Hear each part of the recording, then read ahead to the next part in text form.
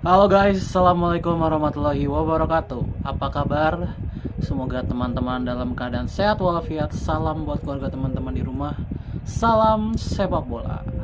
Perkenalkan gue Ajay, gue si netizen yang suka membahas bola. Jadi di video kali ini gue mau membahas tentang update dari kondisi timnas Indonesia Hamin 2 minggu sebelum menghadapi timnas Cina di 5 Juni nanti, dimana ada kabar buruk yang menimpa timnas Indonesia, di mana satu lagi pemain Indonesia harus mengalami cedera, dan dia lagi yang cedera, yaitu Mads Hilgers kembali mengalami cedera di pertandingan terakhir Eredivisie menghadapi Ajax ketika Ajax menang 2-0 atas Twente. Dan di saat itu juga Hilgers mainnya agak jelek,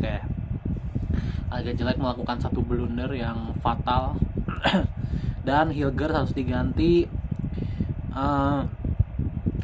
diganti ya di pertengahan babak kalau salah. Dan dikonfirmasi cedera hamstring.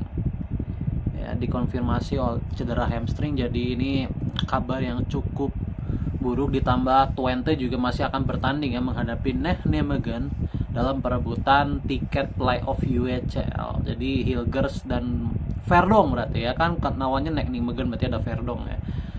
Verdong berarti juga akan telat datangnya ya ke pemusatan latihan di Bali. Berarti mereka baru bisa OTW minggu depan. Jadi bad luck untuk Hilgers ya, dan untuk Verdong semoga dia juga bisa menghitung ya, dia nggak terlalu menforsir sehingga nanti dia bisa datang dalam kondisi fit ya ke Indonesia, karena Indonesia sekarang sedang dalam masa yang lumayan kritis.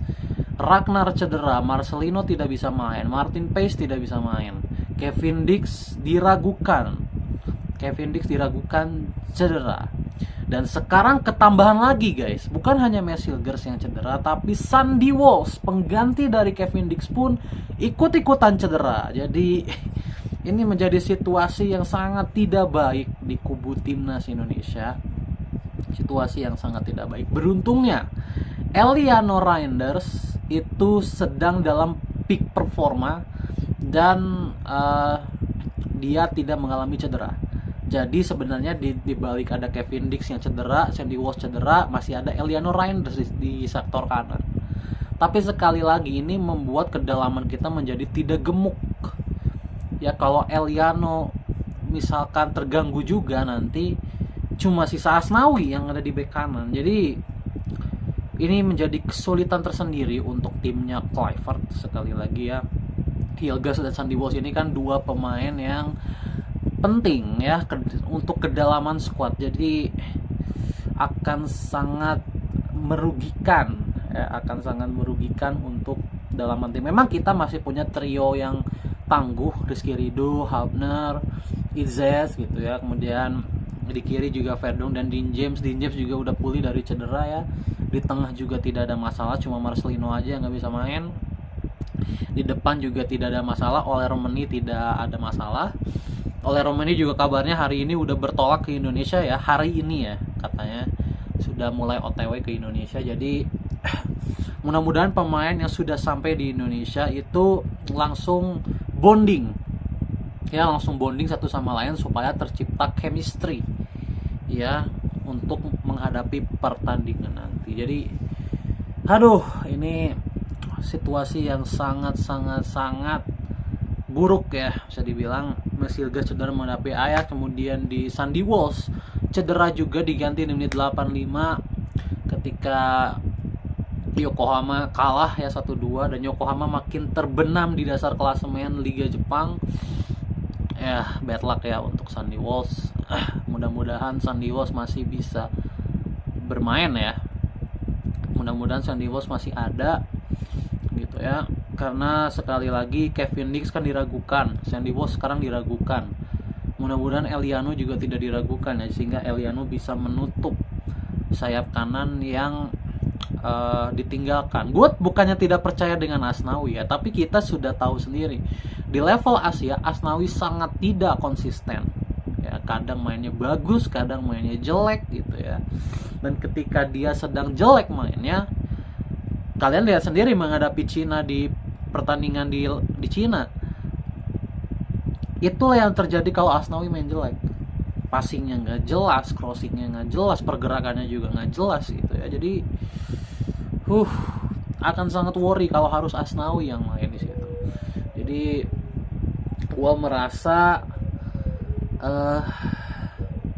Patrick Kluivert dan Alex Pastoor harus berpikir keras untuk mencari komposisi tim yang ideal. Karena di kanan juga sebenarnya Hilgers juga bisa main di situ sebenarnya di bek kanan ya. Tapi kalau Hilgers juga cedera ya bek kanan habis berarti. Sisa Eliano doang. Jadi bad luck untuk Eliano. Kemudian kalau bicara sektor tengah, sektor depan oleh aman, Bagaskara aman, Sananta aman. Oh ya, Sananta baru pindah ya ke klub Brunei. Ya, dan klub Brunei ini akan bermain di Malaysian Super League. Berarti akan main di Liga Malaysia. Berarti Sananta akan bermain di Liga Malaysia menggantikan Sadil Ramdhani yang Sadil di mana Sadil sudah pindah dari Sabah ya. Sudah pindah dari Sabah dan kayaknya akan pulang ke Indonesia. Nah, kabarnya Persib Bandung akan menampung Sadil. Berarti nanti keluar Sadil, masuk Sananta ke Liga Super Malaysia. Jadi good luck untuk Sananta. Semoga di klub barunya dia bisa kembali menemukan ketajamannya, sama seperti ketika dia membawa PSM Makassar juara ya. Itu kan Sananta begitu tajam gitu ya sebagai racing star di saat itu, bisa menciptakan bisa menciptakan 2 digit gol. Ini kan luar biasa ya untuk Ramadan Sananta. Sehingga nanti oleh Romani ini ada pelapis yang ideal. Seenggaknya Sananta ini bisa bersaing lah di level Asia. Kalian kalau lihat Sananta kan so far sebagai pemain pengganti, kelihatan kan secara level dia sebenarnya masih belum cukup. Lari juga dia masih kurang gitu ya. Balance-nya juga masih kurang. Jadi gua harapkan di Liga Super Malaysia Sananta itu bisa improve. Karena dia masih sangat muda, dia masih under 23, teman-teman. Sananta itu masih under 23 loh, guys.